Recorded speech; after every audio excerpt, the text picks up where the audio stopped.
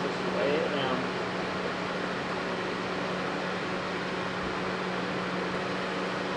Let's get our hands this way so we can just set it down there.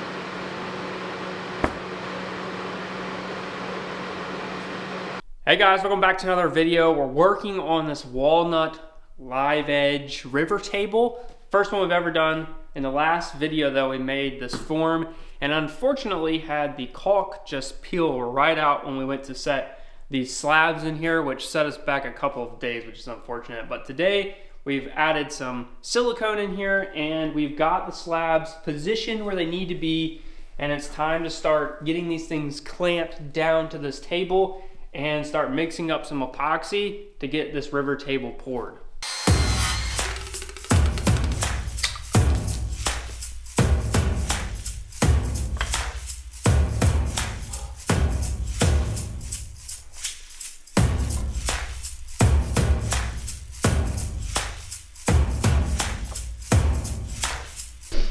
You know you make things when you store your epoxy in your pantry. Yep. Won't focus. Where'd that big bucket go? Where did the big bucket go? It's a great question. So I'm gonna need that big bucket. I haven't touched the big bucket. Big bucket. Well, then maybe I put it out here. Yep.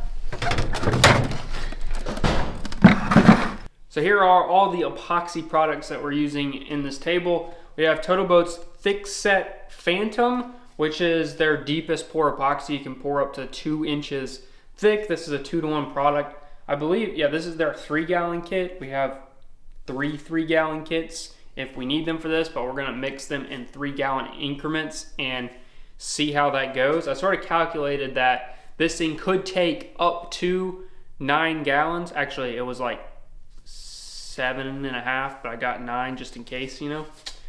And yeah, so we're gonna be using this. I've never used it before, and we're gonna be also using Mixol's black dye, pigment dye.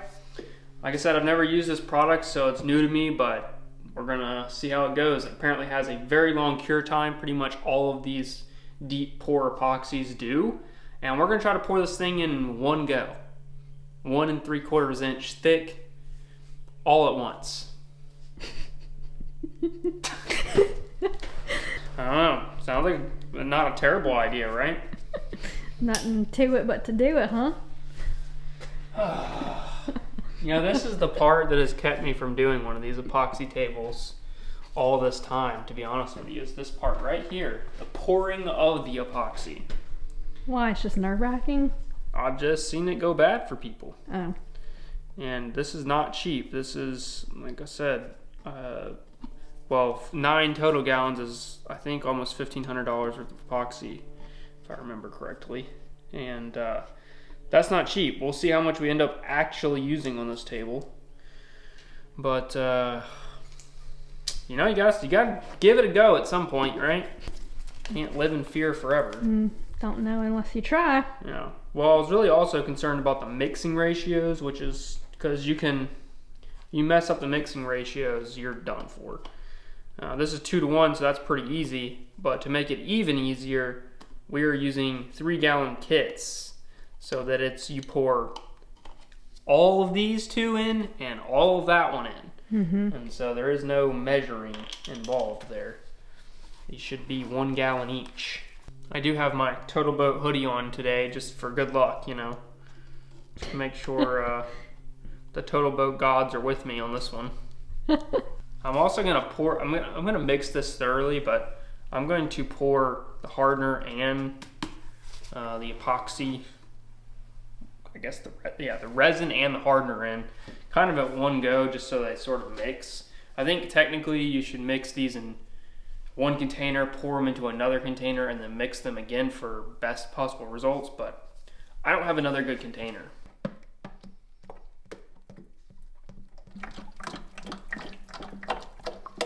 I'm gonna stop about halfway with, wow.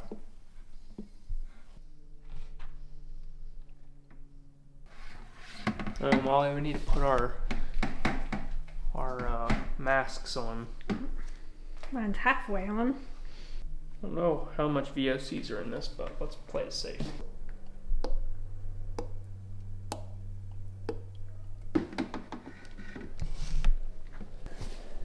I'm gonna mix it, and then I'm gonna mix the dye in because I want to see it mix prior to it being jet black.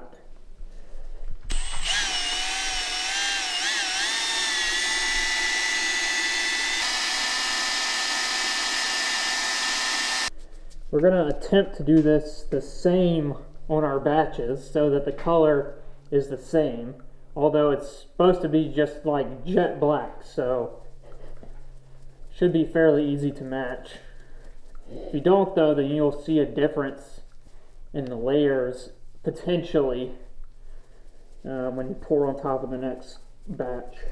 1, 2, 3, 14, 15. That's probably enough.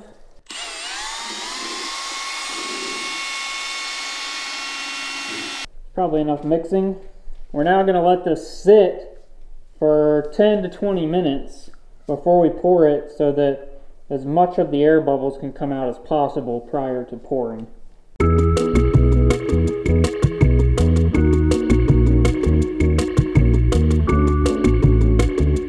Oh goodness, here we go. Oh, this is genuinely a little scary. Got it. 3 gallons is not light.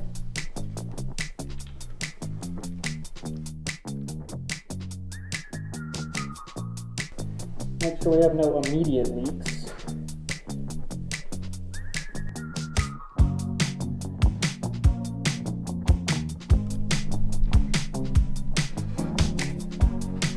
I think it is going to be like 7 or 8 gallons maybe. Really? I haven't even made it around the edges. Oh, let's go then.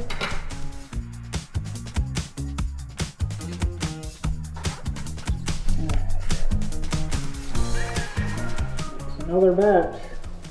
Oh, on the second batch.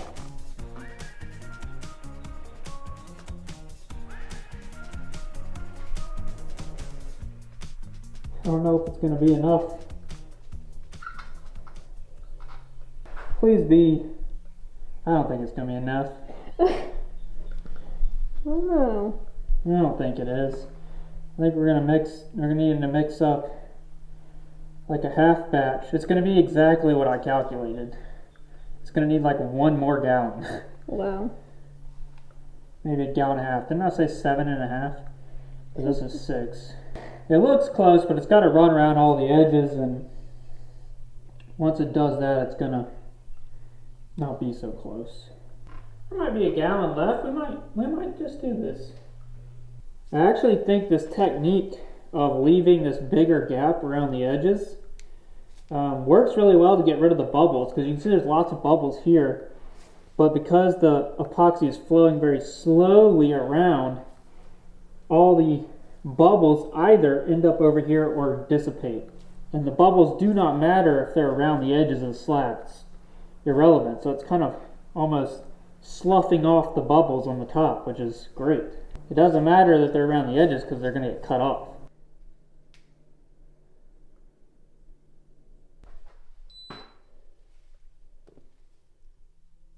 Yeah, that's nearly perfect. Nearly perfect.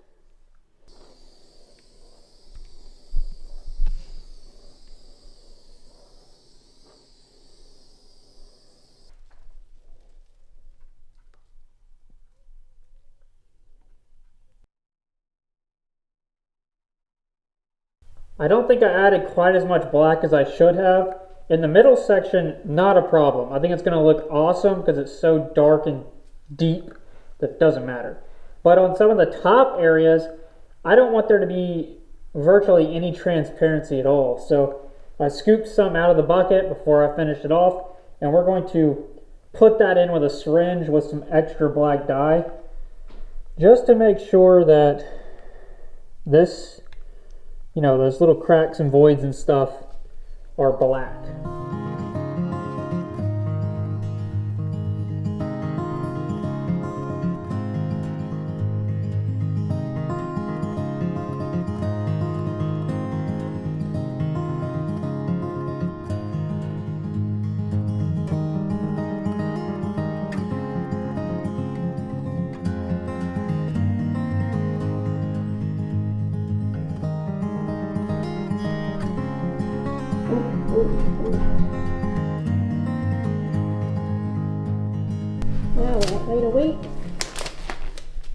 Pretty much.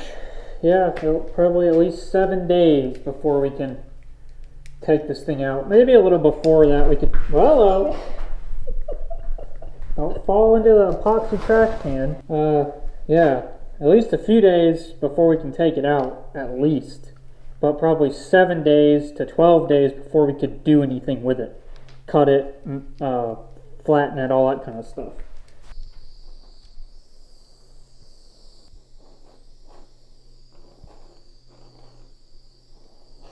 Alright, it's officially been 48 hours since we poured this, and I have been monitoring and babying this thing for all of the last 48 hours, monitoring the temperature specifically.